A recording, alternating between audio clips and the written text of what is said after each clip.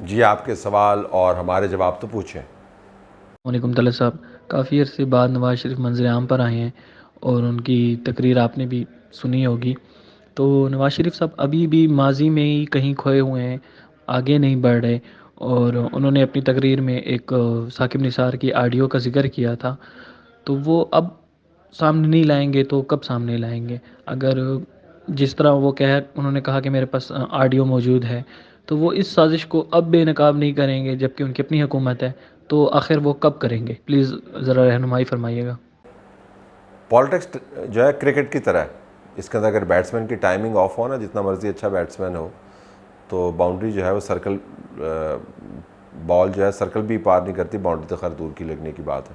میاں محمد نواز شریف کی سیاسی ٹائمنگ آف ہے، جب بات کرنی ہوتی ہے تب وہ خاموش ہو جاتے ہیں، جب بات کرنے کا وقت گزر جاتا ہے تب وہ بات شروع کر دیتے ہیں۔ یہ آڈیو پہلے سامنے لانی چاہیے تھی۔ یہ جو ماضی کا قصہ ہے اس کو حال کے ساتھ آپ کو جوڑنا پڑے گا، لیکن میاں صاحب جو ہے وہ 2017 تک چونکہ ان کے تجربات بہت خوفناک رہے، اس کے بعد ظاہر ہے دوسری حکومتیں سامنے آ گئیں، تو وہ اس ریفرنس کو استعمال کرتے ہیں۔ کوئی بری بات نہیں ہے، پاکستان پیپلز پارٹی ابھی بھی ذوالفقار علی بھٹو شہید کی پھانسی کے بارے میں بات کرتے ہیں۔ آپ نے دیکھا حالیہ طور پر کتنا انہوں نے اس کو، جب عدالت کا فیصلہ آیا، کتنا اس کو ہائی لائٹ کیا، ایشو بھی بہت بڑا۔ تو میاں محمد نواز شریف کے ساتھ جو ہوا اس کی اہمیت کم نہیں ہو جاتی اس وجہ سے کہ وہ ماضی میں ہے، لیکن اس کو سیاسی طور پہ استعمال کرنے کے لیے ان کو اپنی ٹائمنگ درست کرنی ہوگی۔ آپ نے بالکل صحیح فرمایا، اگر اب یہ کام نہیں کریں گے تو پھر کب کریں گے؟ آلریڈی میرے خیال میں کافی لیٹ ہو چکے ہیں۔ السلام علیکم سر، میرا نام حسن ہے، اسلام آباد سے۔ میں آپ کا ہر ولاگ سنتا ہوں اور آپ کے تجزیہ ہمیشہ پروفیشنل اور انسائٹ فل ہوتے ہیں۔ ڈی چوک میں جو 2 لوگوں کی شہادت ہوئی، جو صرف یہ مطالبہ کر رہے تھے پاکستان غزہ کے لیے کچھ کرے، اس کے بارے میں ابھی تک آپ کا کوئی تجزیہ نہیں آیا۔ میں نے آپ کو سننا ہی فریڈم فوٹیلا کے بعد شروع کیا، کائنڈلی اس پر کوئی تجزیہ کریں۔ بہت شکریہ جی۔ میں نے اس تمام واقعے کی تحقیق کی ہے۔ بہت ہی ہولناک اور پریشان کن اور افسوسناک واقعہ ہے، اس کی جتنی مذمت کی جائے اتنا ہی کم ہے۔ حقائق بہرحال یہی ہیں کہ یہ ایک حادثہ ہی تھا، ابھی تک جو ہمارے سامنے آیا، اس کے اندر کوئی سازش نہیں تھی۔ اس کا تعلق غزہ کے پروٹیسٹ سے اس وجہ سے بنتا ہے کہ غزہ کے لیے پروٹیسٹ کیا جا رہا تھا جہاں پر یہ حادثہ ہوا۔ گاڑی چڑھائی، ایک فوجی افسر تھا، وہ رات کو آیا وہاں پر، اور وہاں پر لائٹس بھی نہیں ہیں، اور وہاں پر پولیس کی گاڑیاں جو عموماً ایسی جگہوں پر موجود ہوتی ہیں جہاں پر آپ کو نظر آتا ہے کہ آپ یہ آف لیمٹس ایریا ہے، وہ بھی موجود نہیں تھی۔ تو ابھی تک جو تحقیقات ہوئی ہیں وہ حادثہ ہی ہے۔ میں چونکہ غزہ کا معاملہ انتہائی سنجیدہ معاملہ ہے، اس کے اوپر یا اس کے گرد اگر کوئی سیاست کرتا ہے تو وہ اتنا ہی میرے خیال میں برا عمل ہے جتنا کہ اس قسم کے حادثے میں اگر کوئی سازش ہوتی اس کو چھپانا۔ فی الحال میرا جو زاویہ بڑا کلیئر ہے کہ میں اس کو غزہ کے معاملے کے ساتھ جوڑ کر خام خواہ نمبر نہیں بنانا چاہتا۔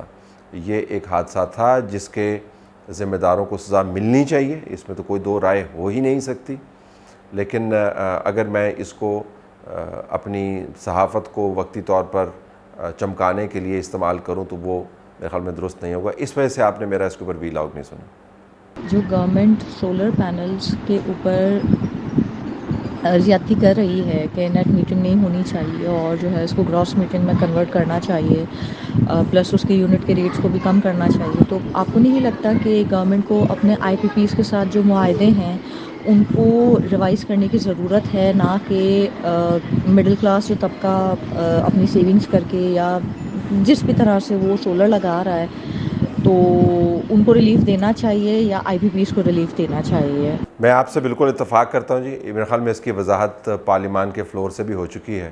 فی الحال جو معلومات ہمارے سامنے ہیں اس کے مطابق حکومت کوئی ایسی پالیسی نہیں بنا رہی جس سے سولر پینل لگوانے والوں کی جیبوں میں سے پیسے نکلیں، اور اگر ایسی پالیسی بنتی ہے تو اس کو مکمل طور پر ہم رد کرتے ہیں، اس کی مذمت ہونی چاہیے۔ یہ معاملہ سورج اور سورج کی روشنی کو استعمال کرنے والوں کے حوالے سے، اس کی توانائی سے اپنے گھروں کو چلانے والے کے حوالے سے، اس کے اندر حکومت کہیں نہیں آتی۔ اور اسی وجہ سے شاید اتنا فائدہ مند بھی ہے کہ جہاں پر جو بھی حکومت بیچ میں آتی ہے عوام اور وسائل کے درمیان وہ بیڑا غرق ہی کرتی ہے. تو کل کو آکسیجن کے اوپر بھی لگا دیں گے جی کہ پاکستان کی سرزمین کے اوپر آپ آکسیجن برید کر رہے ہیں تو اس سے آپ زندہ ہیں تو لہٰذا اس کو ٹیکس دیں. یہ تو بالکل ہی ممکن نہیں ہے اور حماقت سے بھرپور ایک ایشو ہے. آئی پی پیز کے ساتھ معاہدے جو ہیں ان کو ریویو ہونا چاہیے تھا. اس قسم کے معاہدوں کی ساورن گارنٹیز ہوتی ہیں, ان کو ری اوپن کرنا اتنا آسان نہیں ہے, لیکن ایک یہ آن گوئنگ ایشو ہے. اس میں نہیں پڑھتا, میں یہی آپ کو بتاتا ہوں کہ فی الحال جو معلومات ہے اس کے مطابق تو حکومت اگر کوئی پلان کر رہی تھی تو پیچھے ہٹ گئی ہے, اور اگر اس نے ایسا پلان کیا تو اس کو بھرپور انداز سے اس کی مزاحمت بھی کرنی چاہیے اور اس کی مذمت بھی کرنی چاہیے. السلام علیکم طلعت بھائی, کیسے ہیں آپ؟ ٹھیک ہیں؟ فیصل بات کر رہا ہوں اٹک سے. طلعت بھائی میرے بس کچھ کنسرن ہیں, ان کو آپ سوال بھی سمجھیں اور میرے کنسرنز بھی سمجھیں کہ آج کل سوشل میڈیا کا دور ہے اور ہر بندے کی ایکسیس ہے سوشل میڈیا تک. تو ہم ڈیلی بیسس پہ ہم دیکھتے ہیں کہ سوشل میڈیا پہ ایسے گھٹیا قسم کے ٹرینڈز چل رہے ہوتے ہیں پاکستان کے بارے میں, پاکستان کے اداروں کے بارے میں, چاہے وہ کوئی بھی ادارہ ہو. ٹھیک ہے, تو جتنی تذلیل آج کل ہو رہی ہے بشمول اسٹیبلشمنٹ کے, اداروں کے, حکومت کے بارے میں جتنی ٹرولنگ ہو رہی ہے, جتنے گندے بھونڈے طریقے سے ہو رہی ہے, اور ہمیں یہ بھی پتہ ہے کہ وہ 90% جو اکاؤنٹس ہیں وہ پاکستان کے باہر سے آپریٹ ہو رہے ہیں, اور جو اندر سے آپریٹ ہو رہے ہیں, پاکستان کے اندر سے آپریٹ ہو رہے ہیں, ان کے پیچھے بھی ایک مخصوص سیاسی جماعت شامل ہے. تو میرا سوال یہ ہے کہ کیا ہمارے ادارے اتنے کمزور ہیں کہ وہ ان کو کنٹرول نہیں کر سکتے؟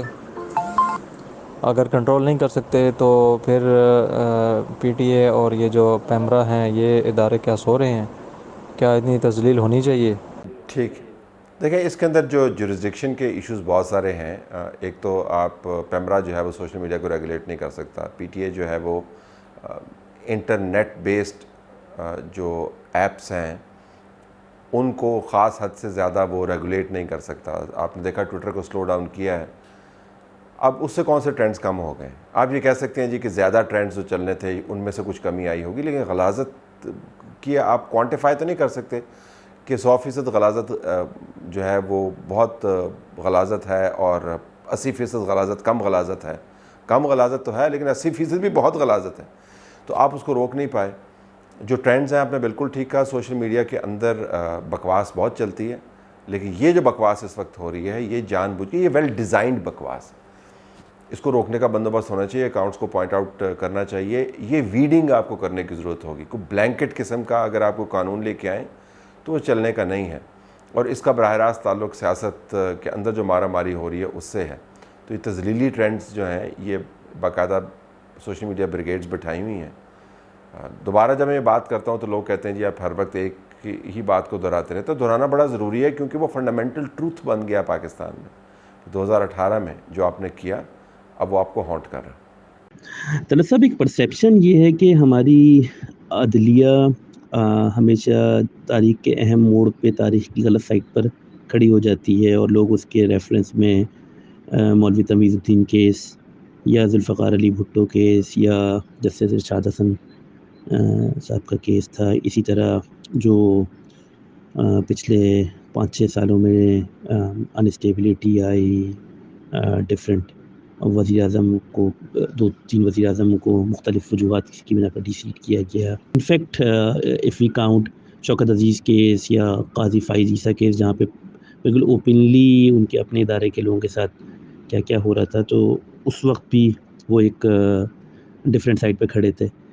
اب لوگ یہ کہتے ہیں کہ اب تھوڑی اسٹیبلٹی آنا شروع ہوئی ہے, آئی ایم ایف سے معاملات ایک طرف جا رہے ہیں, اسی طرح چائنا, یو اے ای, سعودیہ, ان کا اعتماد بحال ہوا ہے اور تھوڑی بہت معیشت میں بہتری آنا شروع ہوئی ہے. تو پھر اب وہ اس طرف تاریخ کی کھڑے ہو رہے ہیں کہ پھر جو ملک میں تھوڑی بہت بھی اگر کچھ اسٹیبلٹی کی طرف جانے کی ہوئی تھی اس میں پھر ڈی اسٹیبلائزیشن ہوگی. تو یہ پرسیپشن کیا ٹھیک ہے یا غلط ہے, اس بارے میں تھوڑی روشنی ڈالیں. دیکھیں آپ نے جس طریقے سے پرسیپشن کا اتار چڑھاؤ بتایا, جن بنیادوں پر آپ کا پرسیپشن بنا ہوا ہے, ان واقعات کا اتار چڑھاؤ جو آپ نے بتایا, اس سے تو لگتا ہے کہ اس کے اندر ایک کوئنسیڈنس نظر آتا ہے جو حیران کن حد تک پریسائز ہے. لیکن ساتھ ہمیں یہ بھی دیکھنا ہوگا کہ عدالتی معاملات پاکستان کے سیاسی معاملات کے ساتھ جڑے ہوئے ہیں. سیاسی معاملات کے اندر جو اتار چڑھاؤ ہے اس کا بھی ایک سائیکل ہے بدقسمتی سے, اور وہ سائیکل ایسے ہی چلتا ہے, 3 سال 2 سال 2.5 سال 3 سال 4 سال, انلیس کہ افکورس بیچ میں ملٹری ڈکٹیٹرز آ جائیں. عدالتوں کے اندر سے جو آوازیں اٹھ رہی ہیں, مجھے لگتا ہے کہ ان ساری کی ساری کو آپ اس سائیکل کے ساتھ نہیں جوڑ سکتے جس کی بنیاد پر آپ نے پرسیپشن بنایا ہے. جینون ایشوز ہیں, ان ایشوز کو ریزالو نہیں کیا گیا. مسنگ پرسنس کے ایشوز ہیں, ان کو ریزالو نہیں کیا گیا. عدلیہ کے اوپر دباؤ ہے, اس کو نہیں ریزالو کیا گیا. سفارشیں ہوتی ہیں, انٹرفیئرنس ہوتی ہے, اس کو نہیں ریزالو کیا گیا. یہ کیوں کرنے کی ضرورت محسوس ہوئی؟ کیونکہ سیاسی طور پر آپ نے انجینئرنگ کرنی تھی. وہ کیوں کرنے کی ضرورت محسوس ہوئی؟ کیونکہ تجربات کا شوق ہے. وہ کرنے کا کیوں شوق ہے آپ کو؟ کیونکہ ہماری تاریخ ایسی ہے. تو it's very hard to tell کہ جی اب اس وقت جو ہو رہا ہے وہ کسی سازش کا نتیجہ ہے, یا ہم نے تاریخ ایسے بنائی ہے کہ ایسا ہی ہوتا رہے گا پاکستان میں. صاحب جہلم سے ثاقب بات کر رہا ہوں.